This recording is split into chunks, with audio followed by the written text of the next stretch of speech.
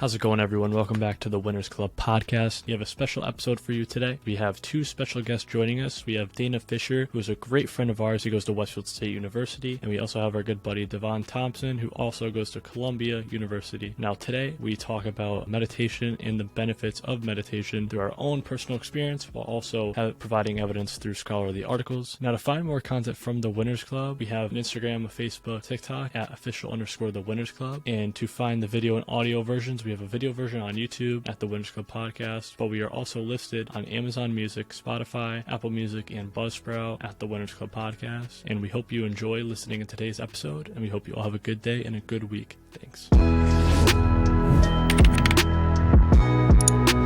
Today, we're talking about mindfulness and meditation and how basically practicing those things can immense a lot of benefit. And I know we all do it, so I want everybody to kind of first talk about how you go about it, everyone. So, Brett, what do you think of this? Like, how do you kind of interpret it? Yeah, how do you interpret kind of meditation, the benefits you get from it? So, this week I've been doing it, consistently, not like before how I was doing it sort of every other day, but I do in the morning right when I wake up, rather than looking at my phone right away, which most people are doing nowadays. I sort of just get up immediately put my phone away and sort of just sit down. I don't really time myself too, because I'm not really going for a specific time yet. I just do it for however long I can and not try to, shift your attention away, because you don't want to do that. You want to just stay in the present. But before bed, I have a nightly routine where I do it as well, where I just relax my body, and that sort of shifts me into the subconscious mode.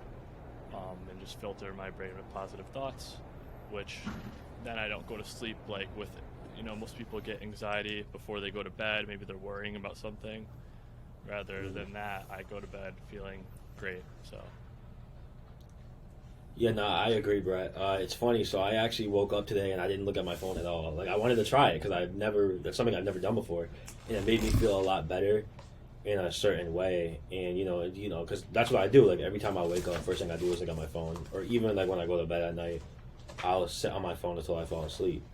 But ever since I started meditating, it's helped me start to I guess obtain more positive thoughts, and I learn more about myself. So I was actually doing some research about meditation and practicing mindfulness meditation and how it helps our subconscious become more aware.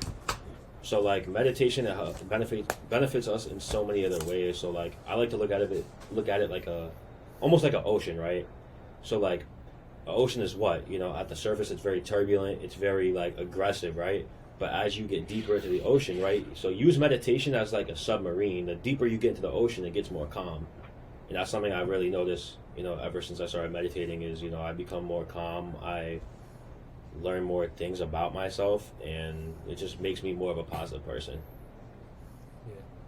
Yeah. Going off what Brett said about the phone in the morning and even the phone at night, because a lot of people use their phone right before their bed. It's the first thing they see in the morning, the last thing they see at night, and they just, always are on their phone. And I remember breaking that habit the first time I did it is I woke up, I had my phone across the room, and I said, I'm going to take a shower, and I'm going to get ready before I use my phone. And this was a long time ago. And I went to boarding school, so we had doors and we needed our key card, and I always brought my phone with me to the shower. I'd wake up, I'd use my phone, I'd put music on, and I'd bring it to the shower every single time. And I'd use it in the shower at school. And so it was so weird because this particular day I wanted to not do that. And I always leave my key card in the back of my phone, and I got locked out in my towel. For the first day trying to break a bad habit, I got locked out of my dorm room at 8 in the morning when I had class at 8:20. It was super funny because it was horrible. I got locked out, and it was horrible first impression. But I will say that breaking that habit of feeling the need to be constantly you need this dopamine spurt at all times. You need something to engage your mind at all times. People are uncomfortable with hearing silence. People are completely afraid of being bored. and they just always want their brain firing. And it's so horrible because I saw a statistic the other day about we consume more knowledge or more things in a day than a person from like the 1500s consumed in their whole lifetime, because it's just always there. And Damn, I didn't even know that, bro. yeah, Wow, it's insane. That's and it's a crazy absurd. statistic because we're consuming so much, and people, they don't know how to feel grounded. They don't know how to feel in the present moment, and that's just a horrible thing because not only are they caught in the past, but they're constantly thinking about the future. And they post on Instagram. They're constantly thinking about their likes and thinking about the next post, and it's just no one is grounded anymore. And there's such value with just being grounded and being attached to the present moment, because that's when you're able to maximize your performance, whether it's an athlete, whether it's a writer, whether it's anything. It's just, taking the time to recognize the moment that you're in. It's just such a special thing, and it really helped me take control of my mind, because I realized that I wasn't even thinking. Truly, and it's so hard to, it's like a phenomenon, but I really wasn't even thinking. I was letting other people think for me, and I'd never had time to even reflect. So mindfulness is really big, because at first it's so uncomfortable because it feels like you're a fucking monk and you're just sitting and you're bored because, it's crazy. You're going to sit for 20 minutes, but the benefits of that are just paramount, because you're learning how to be in the present moment, and that's just that's an amazing thing. And not only will it help your subconscious mind, it's going to help everywhere in your life, and especially for athletes. Like a lot of the top athletes, they meditate. Michael Jordan meditated, and I remember reading about his meditation habits in a book called Relentless by Tim Grover, who was his mind coach. He literally had a mind coach, and a lot of athletes have these specific coaches because the mind is the most important thing, and that's what they say about a lot of professional athletes. They'll say, like, it's 10% of the game is physical. It's really just about the mind and being in that present moment and getting into that flow state, which is contingent on being in the present moment. So I meditate once in the morning, once at night. I have a lavender eye pillow that my girlfriend got me, so I put on my eyes, and I like the lavender, and it works for me, and it's changed my life. So That's dope. Dana, what do you got to say about meditating? Well, first off, I want to say thank you guys for having me. Of course. Secondly, keying off of what Devon said, I believe he made a key point when he tied it back to when you look back at the people from years and years ago compared to now. It's like, it's just ridiculous in terms of like the balance of the mind. You know what I mean? Like people years 100%. and years ago, like I was reading this article the other day, and it said how a king has seen less like beautiful women than a 16-year-old boy today.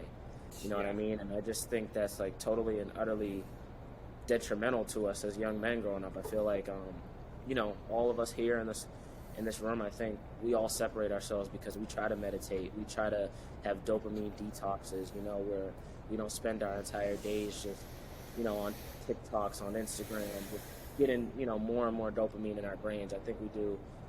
I think meditation's a perfect, indicator of like where your mental health should be.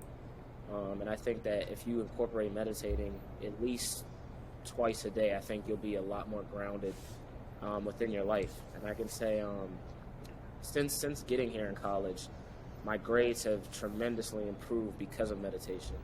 Before I got here, I wasn't meditating. I wasn't taking it seriously.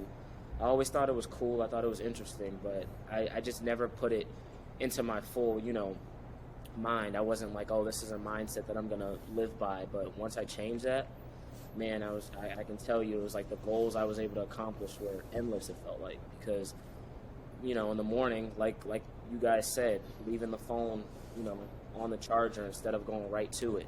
It's like, it's ridiculous. I was talking to my roommate the other day. It's like sometimes he has to wake up. To wake up, he has to look at his phone. that keeps him up in the morning, like, to stay up, and that's ridiculous. I've been at that in a certain point in my life, and once I realized, I was like, man, to even stay awake, I have to like be looking at my phone. That's when I knew I needed to make some changes in my life. So meditation was definitely on the top of the list for that. And when I initially did meditation, it was just small YouTube videos. You know, it was like guided listening, and those were cool. Those were fine. But I think I have to understand. I was looking at a lot of Asian culture, and they do a lot of more meditating where this is just by themselves in a quiet, dark room where they have their thoughts to themselves and they can just sit in peace and just be as grounded as possible. And once I did that, I think I was a lot more just aware of my surrounding. I was a lot more content in life. I wasn't overly angry. I wasn't overly emotional. I was always in a state of just like comfortability. So I think meditation definitely is a contributor to my success. Yeah, and just thinking about like the idea that people are always chasing that next thing, that next dopamine high. Even if you go into a mall, you go into a dining hall, it's just never silent. There's always music playing in the background. People are so uncomfortable with even being silent. They just want to chase that next dopamine spike, whether it's always listening to music, this or that. But silence is so scary to everybody because boredom is such a horrible thing. I think perception of boredom. Definitely, and I think boredom is actually a very necessary kind of tool to engage in every single day. You need the boredom because that's kind of what sparks innovativeness, creativeness.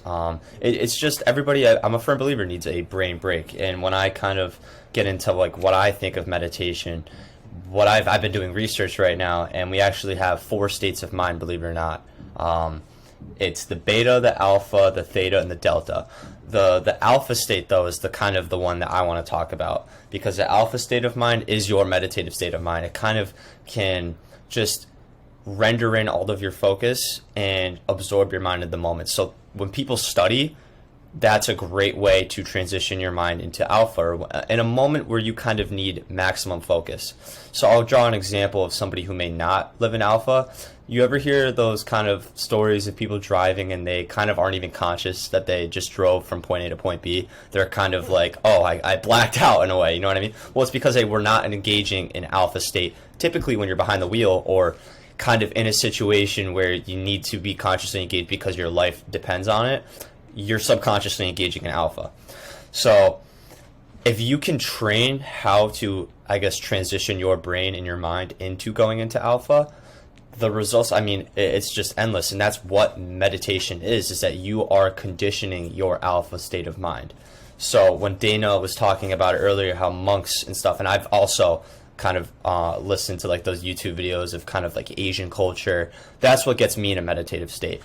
So it may not work for everybody. That's what works for me. I kind of like the soothing background noise. It kind of just, you can decompress. I also noticed my breathing patterns have changed a lot, and that does a lot for your brain, the oxygen levels and whatnot.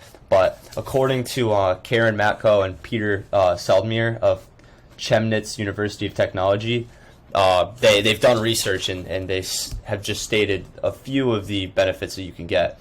You increase self-awareness, you reduce negative emotion, you increase imagination and creativity, like I said before, you increase patience and tolerance, and you build healthy response mechanisms. And I'm going to really key on building healthy response mechanisms because I feel like, don't quote me on this, but I would say a lot of our generation is very rageful. They have very, like, people our age, when they kind of get triggered by something or upset, for instance, playing video games and you die in the video game, your first instinct is to just scream and shout and break stuff. Like, geez. Yeah. Exactly, and it's all over. Just think of it. I'm going to put it in this perspective. It is a game that does not contribute to your life at all. It is nothingness. It is a simulation of a false reality.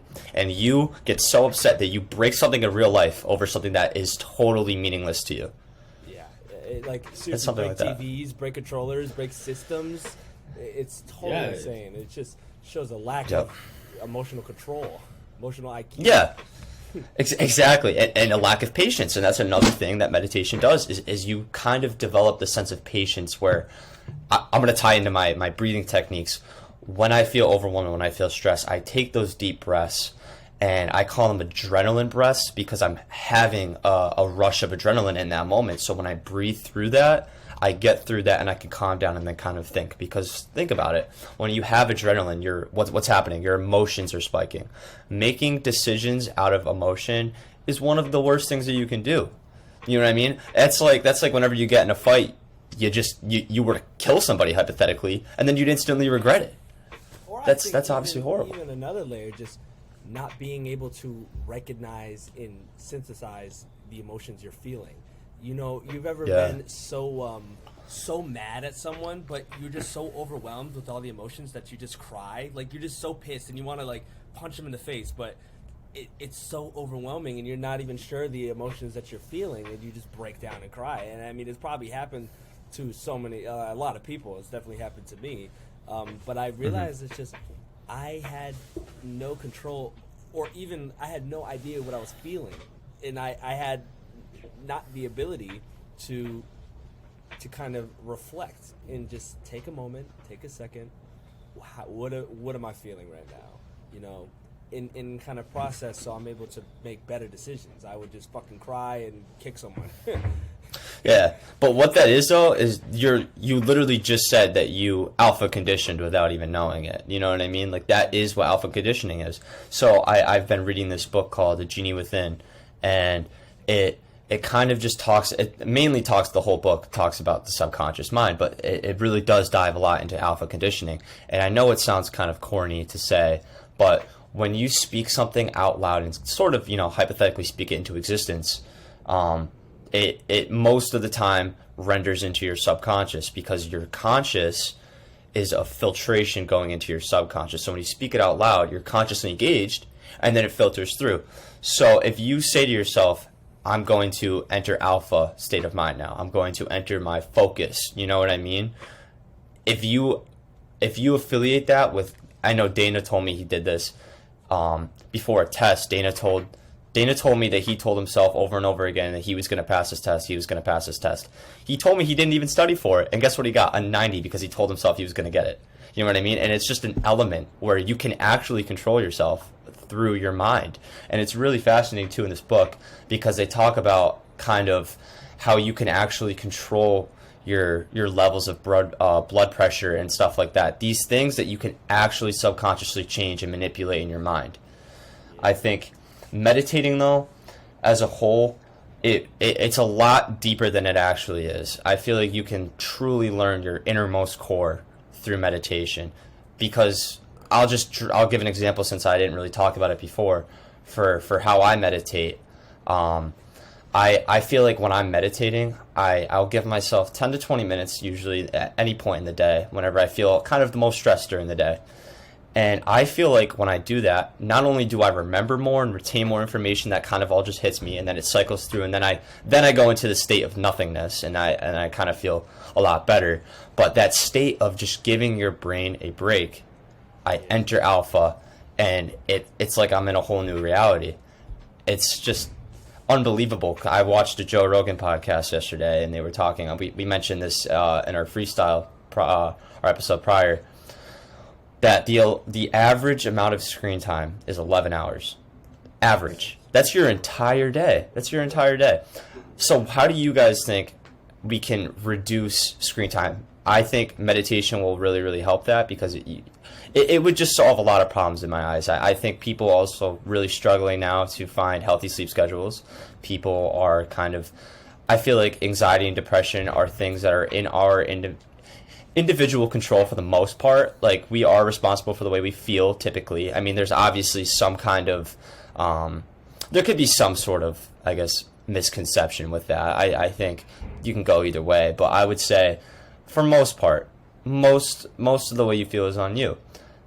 I gotta say, 11 hours of screen time is definitely not your kind of medicine to get better. How can meditation help you with that? Yeah, how can meditation help you with that? Because this is kind of like a global issue in a sense.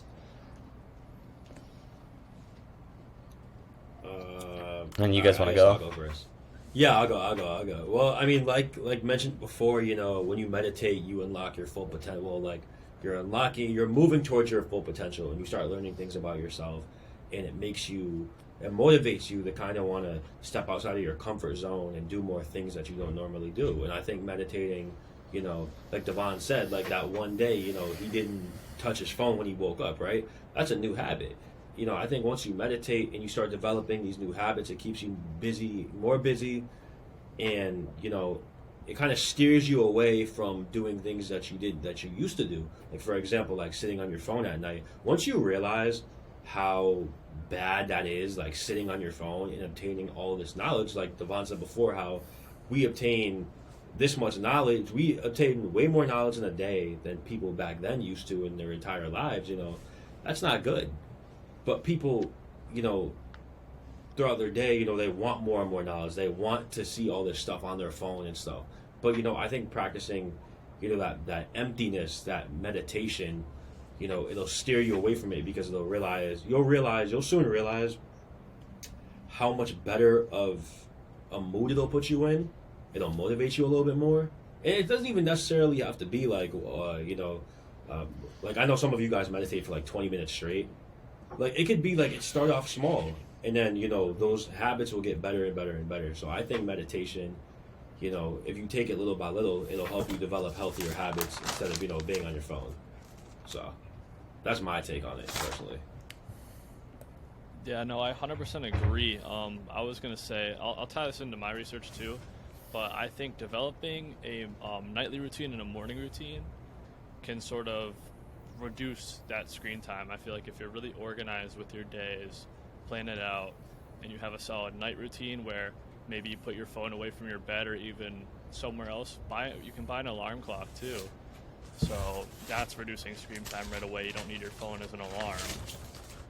Completely take the phone out of that environment and just do that consistently. But I also did some research by Sarah N. Gallant, who works at the Department of Psychology at Ryerson University in Toronto, Canada. And she sort of states that the mindful individual is oriented in the present, open to novelty, sensitive to changes in context, and aware of multiple perspectives. But she more so talks about the executive functions of the brain, sort of dominated by the frontal and prefrontal brain regions, and it's mostly for responsiveness and little behavior. But she says executive functions make up the system that directs higher cognitive presence, such as planning, decision making, self-regulation, and other directed behaviors. And she sort of says with the successful executive functions and efficient executive functioning, it's been linked to greater attention control, successful relationships, and enhanced enlightenment regulation, which I thought that was pretty interesting throughout my research. The relationships part is interesting to me, I think, because since these people are... I also want to counter to what Miles said about obtaining knowledge. I wouldn't even classify screen time as knowledge. For the most part, most of the ways that people use media, it's kind of to just keep up with trends, sports. It's just nothingness. It really does not... What kind of educational value is media kind of providing for these young kids? I don't see it. You have to go against the social and cultural norm to even do that, and that's a lot of people I feel like fall under collectivism. They fall under conforming in groups where they don't really understand where they're headed in life. Especially kids our age. I feel like that's just we're the next generation. We are the future of America, of this world. Like we talked yesterday about human evolution. I think it's something that meditation used to be common in our ancestors, and now it's almost kind of viewed with a false stigma that it's weird, that it's kind of odd. Do you know what I mean? But the relationships part is super interesting to me, because I feel like now when you look, I mean, coming from my own personal experience, when you look at how kids interact with their parents, even siblings versus siblings, there's a lot of toxicity in family households. My family was like that for a while, and we were all very active media consumers. I had no idea. We were just kind of regulating conversation based off of what we'd see on TV and stuff like that. But it was obviously very toxic. It affected everybody's mental health in that family at the time. And I think practicing mindfulness can kind of just filter out your emotions when you're kind of like up in the ante and stuff like that, when there's an argument, when people aren't seeing eye to eye. Just walking away and letting the dust settle is usually the best resolution in that sort of situation. Same thing with your own self-resentment. When you kind of get in your own head, go for a walk, put down your phone. Don't be cognitively and consciously engaging in something. Give yourself a brain break.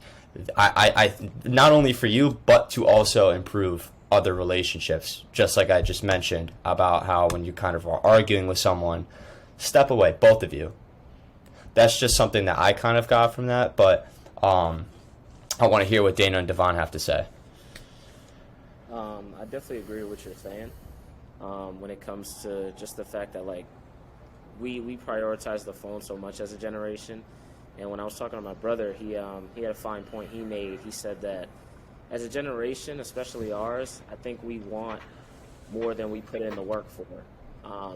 We automatically just expect things to be handed to us as a generation. We're that generation because we see, the people highlighting on Instagram, the kid who's 18 years old who's a millionaire. We see that and we're like, okay, we're not doing anything in our lives, or now I need to, fight to compare to the next man, when the reality is that's so rare that we see that. But I feel like our brains are just being, kind of filled with this information, and it's just leaving young men in like a toxic mindset of like, oh, I'm not good enough, or I can't accomplish, things at a good pace, when in reality it's just like, man, when you sit back and you just worry about yourself and you kind of just, go on your own sort of roller coaster with your journey and ignore others, then I think you look up and you start to see, okay, wow, I've made major improvements in my life. And I can say that since doing that, it's like I've gotten out of a lot of stressful situations by just putting my head down and putting in the work,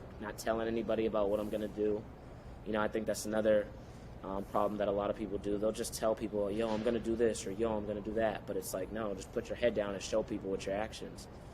People throw around their word very loosely, I feel. It's almost like people's words now are made out of styrofoam. They hold no weight, It's like, Exactly. I just want to be the person. I'm trying to really just make it to where I'm that individual where when I say something, it holds weight, And when people hear me, I make a statement. They take it seriously, Yeah, and I definitely want to echo everything everyone said, because I totally agree. And I guess the only thing I would add is just when it comes to consumption of anything, especially the phone, our brains are so amazing because they're able to take in information that it thinks would be valuable. So we don't remember every single thing that we see because our brain's really good at throwing out stuff that it doesn't think we need. That's why we don't remember every single color of every single car that's on the highway. We don't remember people that walk by us all the time because our brain throws away that information. But I think these days our brains are becoming wired to throw away valuable information because our phone is so convenient and it's able to do a lot of things for us that we once had to do for ourselves. So definitely want to echo what Dana said about, we just want things handed to us. Even when it comes to spelling, I mean, like, we're probably horrible spellers compared to our parents and compared to their parents because they never had spell check. They could they really had to know grammar. They really had to know these things, but now we have all these things are automated for us. So, it's a blessing, but it's also a curse because we are becoming, we are losing valuable skills. We don't know how to remember things. We're losing basic cognitive function because of our consumption. And it's a horrible thing. And now that's, tying it into mindfulness. I just think mindfulness is a really good thing because it can help be a reset for values and, what do I have to do right now? Here's this test. I'm going to center myself and realize that this is what I have to do. I have to, remember these things. It can help your brain really, can tweak your brain so that it's not going to throw away all the information you consumed on your history test, because you could just look up the year of whatever happened. You know what I mean? Like, why would I have to remember this history when I could just look it up? You know, that's the way our brains are wired to think. But mindfulness could definitely combat that, and it's just like a horrible thing. Definitely.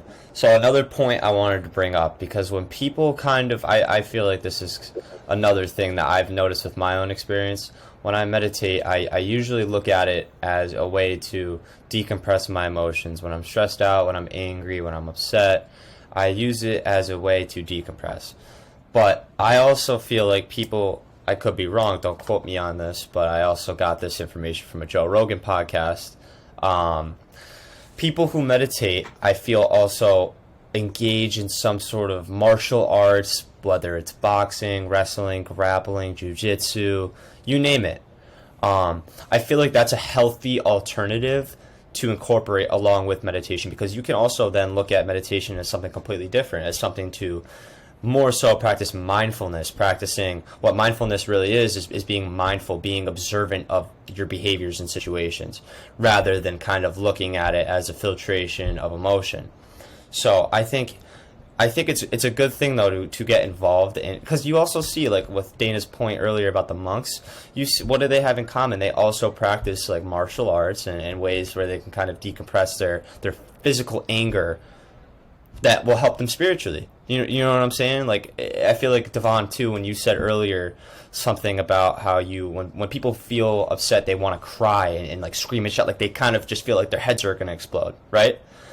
That can be that energy is necessary to be expressed, but that can be transmitted into kind of not harming anybody, but still getting it out. You know what I mean? I also feel like that's why we see a lot of people go to the gym now, is because everybody's dealing with stress. Everybody can kind of go to the gym to harmlessly, I guess, digress all of that energy. But now even gym culture is kind of becoming a little inhumane. The products that we're kind of intaking are not FDA certified, like we've talked about. They're actually very harmful for you. So what do you guys think about that? What are your kind of standpoints on that? I mean, I'll definitely say, I believe when I think of mindfulness and I think of meditation, I think of Michael Jordan, I think of Muhammad Ali, I think of Mike Tyson, I think of LeBron James. A lot of people, when they think of meditation, they will automatically revert to Asian culture, which in our Eurocentric bubble in the United States is the other. You know, we don't want to be like the other. That's a completely different category that we don't want to associate ourselves with, because it's weird, it's not the standard here. But the thing is all the top achievers are engaging in that behavior. And people don't understand that. People don't understand the mindfulness that CEOs go through, that the top athletes do, that anyone who is in a position where they need to be performing at a high level and need to be caught in the present moment. And for basketball, it really changed the way I played basketball. I remember, for a lot of basketball players, they'll be thinking about their coach's reaction to the shot that they just took before they even take the shot. They missed the shot. They're going to go look at their coach on the bench. They're thinking about what their coach is going to say to them before they even make a move. They're thinking about so much more that has nothing to do with the game, rather than just playing the game in the present moment. Even if you miss a shot, it doesn't matter. You have to go to the next play, and if you get taken out, that's how it goes. And so, like, mindfulness is something that's not even, you could be playing basketball. It's applied to basketball. It's applied to tennis. It's applied to boxing. It's applied to any sport, because it's just a trait of a high achiever. And so, whatever it is, if you're a writer, if you cook, I think whatever outlet that you have, mindfulness can be applied to that if you want to be a master at what you are doing. Well, I think mindfulness practices or / emphasizes non-reactivity. You know what I mean? You like you said earlier, like you're very present in the moment, and you're not hypothetically, your brain's not hypothetically racing with all these other kind of opportunities that can unfold from your actions. You know what I mean? You focus on what you can control in the moment, and I think that's a really good thing. I also look at mindfulness as sort of, I wrote down It can tame, I guess, any kind of emotion, whether it's anger, fear, boredom, judgment, doubt, sleepiness, restlessness, and specific urges. I think a specific urge is overthinking the future when you're not living in the moment, and that's like what you just said too. When I was an athlete and I played soccer, I was a right outside back, and a right outside back, you're the last line of defense before the goalie. So it's basically if the other team gets by you at that point, it's basically a one-on-one. You know, they're on a breakaway in that sense. Everybody's heard the breakaway term, where it's just the goalie and the player.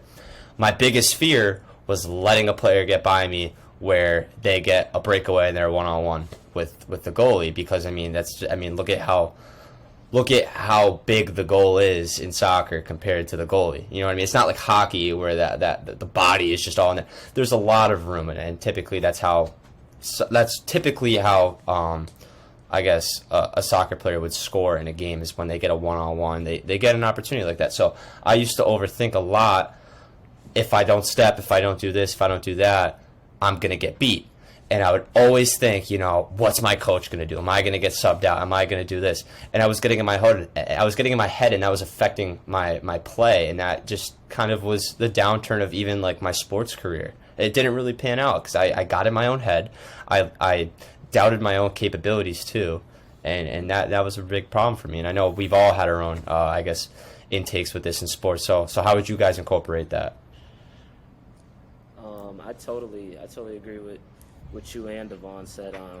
Kind of about just like going into the game with a clear mind, a clear focus, not letting the coach, not letting outside antics dictate, you know, your style of play. I've had some of the best games. I used to be a basketball player myself, and some of the best games I used to have was when I just was having fun out there. Like, I wasn't worried about what people were thinking about me. I wasn't worried if a coach was in the crowd recruiting me. Like, I didn't care about none of that. It didn't matter. What mattered was, you know, I'm just out here getting buckets. I'm just doing my thing. I'm having a good time. I'm playing the game I love. But what would get to me, and I developed anxiety over this, was my sophomore year, tryouts. What happened, I thought I was prepared. I went into it super, I thought, well, and the coach cut me, you know. He cut me. He was like, yep, you're going to be with the junior varsity guys. I don't think you're varsity caliber yet.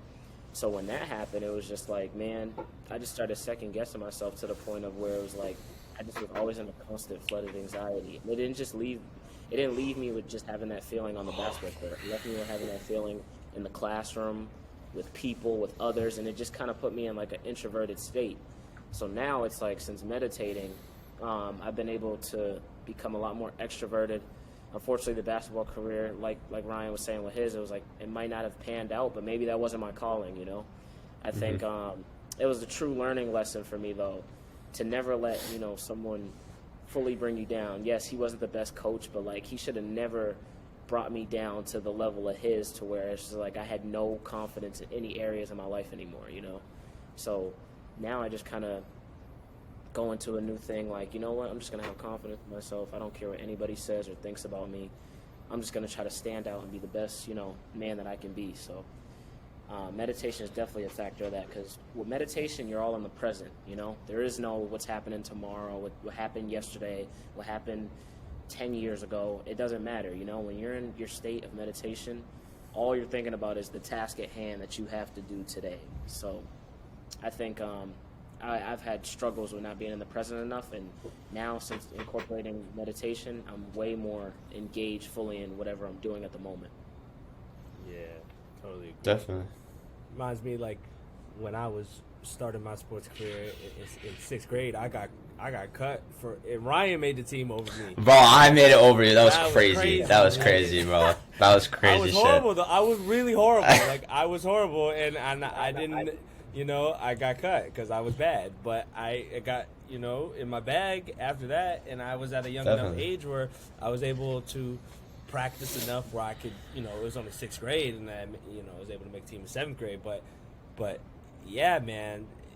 I kind of think that that brings up another good point just about like failure, and that's like a completely separate topic. But I just think failure, a lot of people view failure as just a really scary, horrible thing that they never want to feel. But failure is a stepping stone to towards success.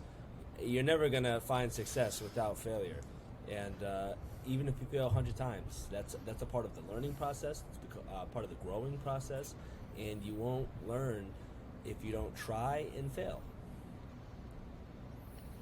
Yeah, no, Definitely. I would 100% agree with the whole failure stuff and, meditation. I like how you guys related to sports, and it made me think a lot too because, Ryan, I know you said stuff about martial arts and how, meditation goes hand in hand with that. So I wrestled in high school, and I think it was very big with wrestling because wrestling's a one-on-one sport, you know what I mean? You're warming up and stuff. You see the dude you're wrestling, he's way bigger than you. You're like, you're already thinking about the future. Because I used to happen to me all the time. I started wrestling my sophomore year, first year wrestling since third grade. And, I would go against these kids and I'd see that they're bigger than me and I'd automatically get in my head like, yo, he's going to, he's going to mess me up, you know what I mean? Because I would always be so fixated on the future, like the result of the match. I was like, yo, this kid is bigger than me. He's going to pin me, all this stuff. I never sat back and realized, like, I can only control what to do what I can do now. Whether that's preparation, whether that's, locking in. Like, I was never, especially sophomore year specifically, I never went to a match with, like, a clear head. I always went to a match worrying about the end result, which messed me up my sophomore year, I didn't do so well. Junior year, I got a little bit better at it. But also in football, too. My junior year of football, I was told that I was on varsity, right? And first scrimmage came around. Our starting running back, he couldn't make the scrimmage, so they put me in at running back. I had never played running back my entire life. So, me going into this, I'm already getting it in my head. I'm like, yo, I've never played this position. They want me to start. This is such a big role for me. So I'm like, if I mess up, like, what is coach going to say? Like, am I going to get put down to JV? Am I going to ride bench? Like, all this stuff. But I think meditation, especially with a lot of high school athletes nowadays, you have the even youth athletes, I think, once you have that opportunity to play these sports, because not everybody gets to do it in college, I think it's really key that kids in high school or anybody that's playing sports, that they meditate before a game. I mean, even every single day, but I think it's key that you do it before a game, before a match, so that way your head's clear once you go into these kind of things, because you will be so much more successful if you do that. And that's something I really wish I would have taken advantage of in high school. But once again, here's me saying this now, which is why you got to do things in the present moment. But that's how I like to look at it. Yeah. Well, I wish I knew it.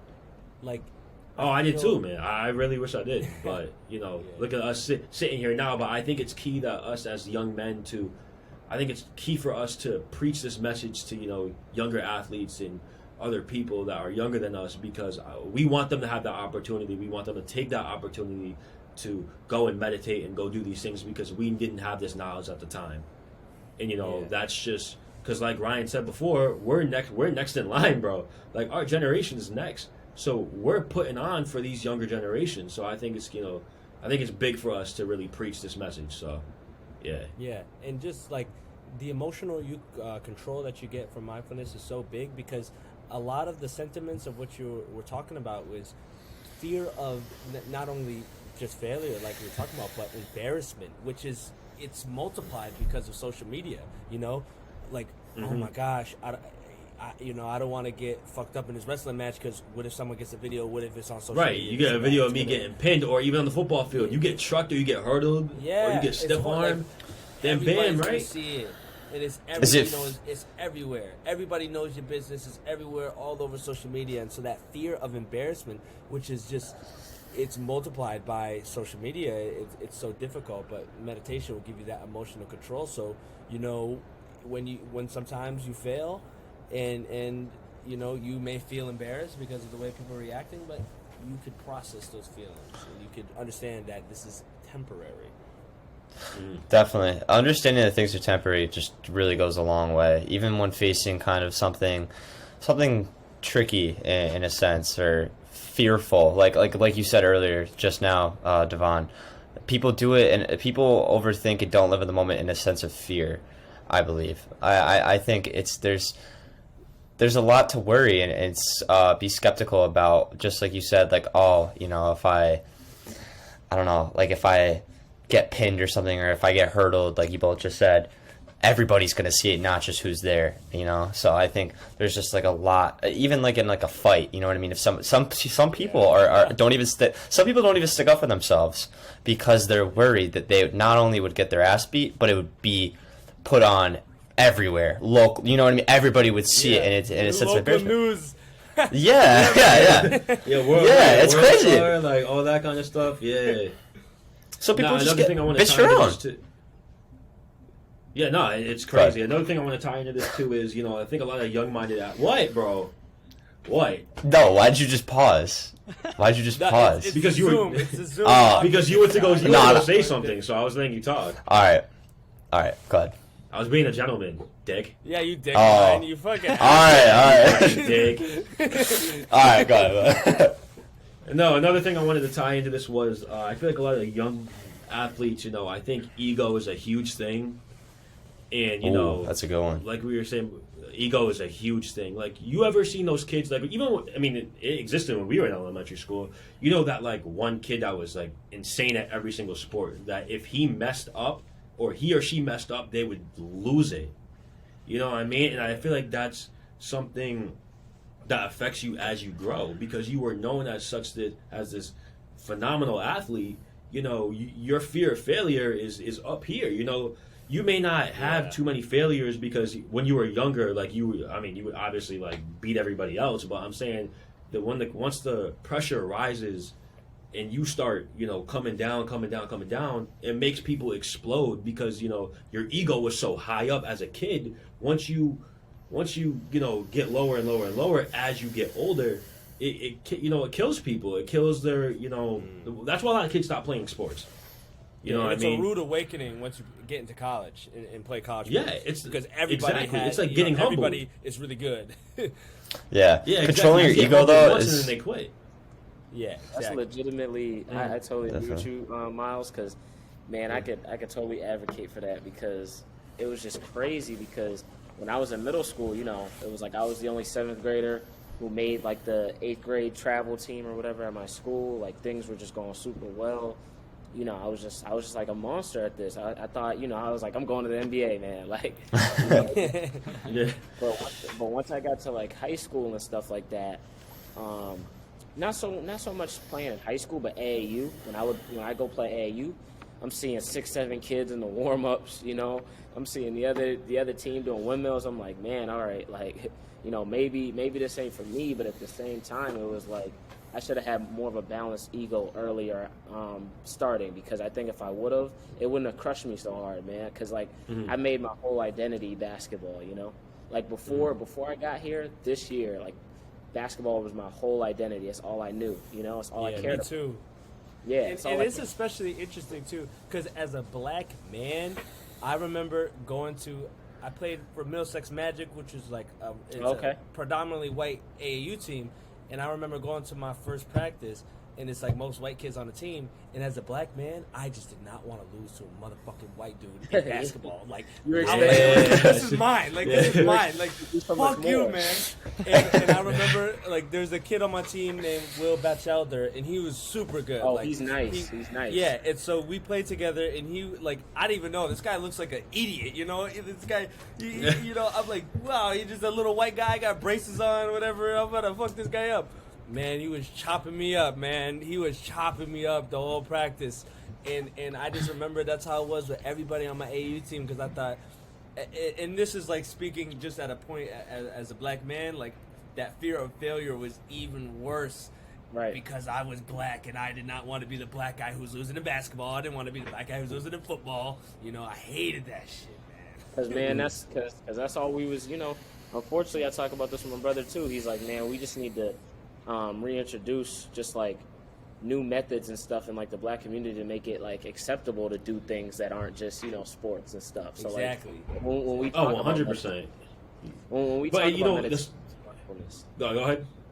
No, I was gonna say, when we talk about like meditation and mindfulness, like new ventures and stuff like that, you know, talking about like how our education system that we're in needs to, you know, continue to kind of like advocate for black students and stuff like that. I think Yeah.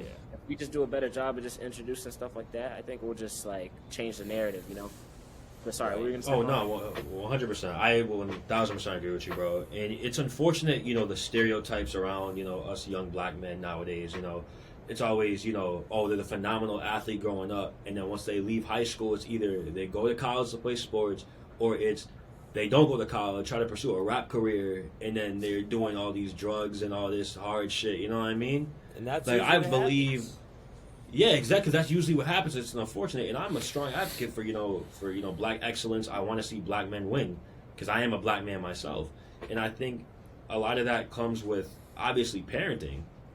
Parenting is huge, and we talked about this yesterday about how like when parents, when their kid cries, like they automatically give them a tablet to help get them to stop crying. Yeah. Parents nowadays, specifically in the the black community. I mean, the majority of the black community, really, the support system really isn't always there, and it's unfortunate because Yeah. that's turned into a stereotype too. Like, oh, where's your dad? Like, you know what I mean? Like, it's unfortunate Right. nowadays, Right. but I still think that black men and women, can do great things, and I think people need to really push for that more and advertise that. Yeah. And But go ahead, yeah. Devon. What were you gonna say?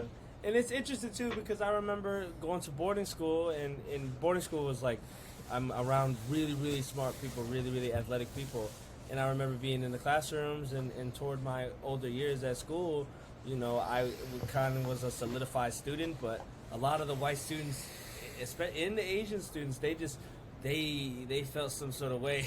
Like this nigga's in the class. Right. Like, is he This- supposed to be here? Like, Yeah, this nigga is a basketball player, nigga. Like, get him out of here. You know what I mean? It's just like, man, we are the same. We are humans. We are here at the same school. I mean, it's just, yeah, and it's just like it's crazy. It's but, egotistical, we got right? two white brothers in here, man. Hey. That are good allies. So Hey, that's what's up. yeah, exactly. That's what's up, bro. Hey, y'all Hey. invited to the cookout and shit. Yeah. Hey, let's get it.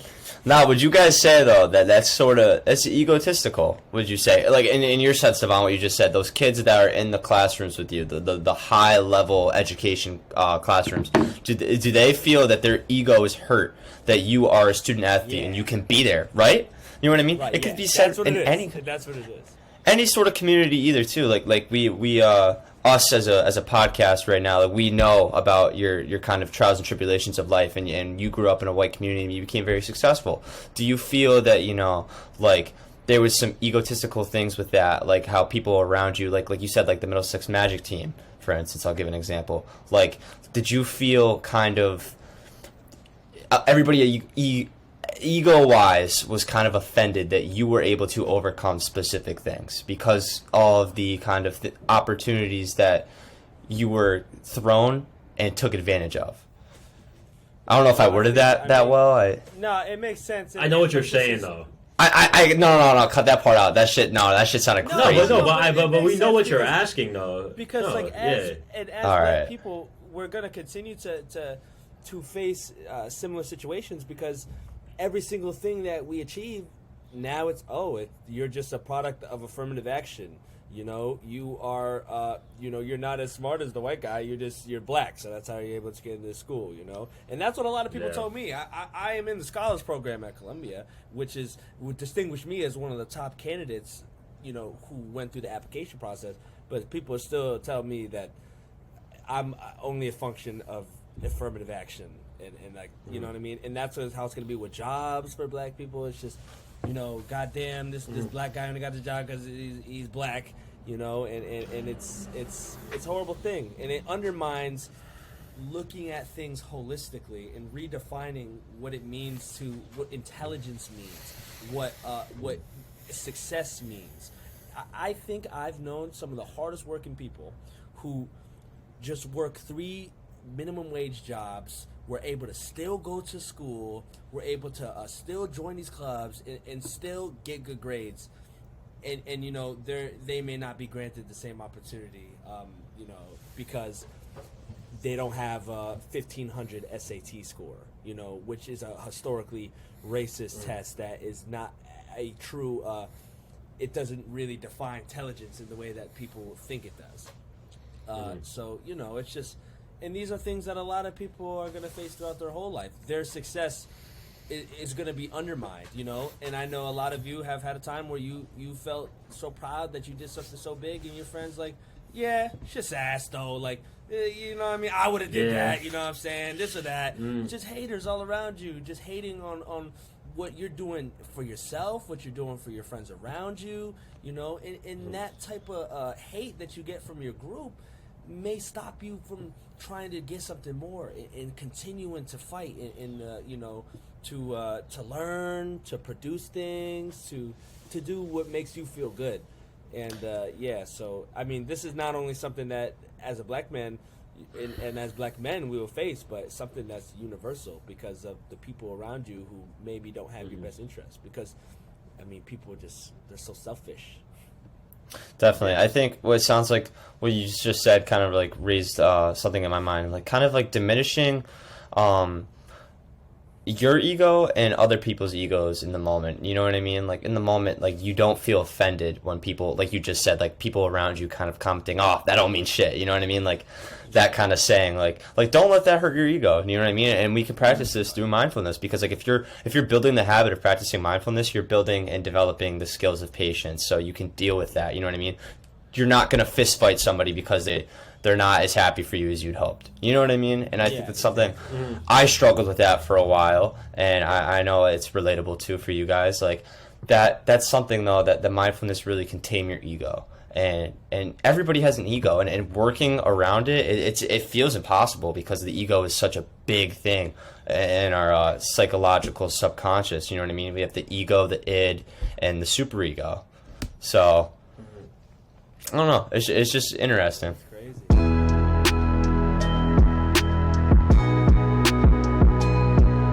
If you liked what you just listened in today's podcast, please feel free to hit the subscribe button and also turn on bell notifications so you are always notified of when we upload. So we upload every other Sunday. We have a podcast at 10 in the morning Eastern Standard Time, and we also have a freestyle posted every Friday 10 a.m. as well Eastern Standard Time. And you can also click right here. We have a video where we go deep in depth into dream interpretation and how that is linked with the subconscious mind. We thank you so much for tuning in and watching, and we hope to see you all later. Thanks.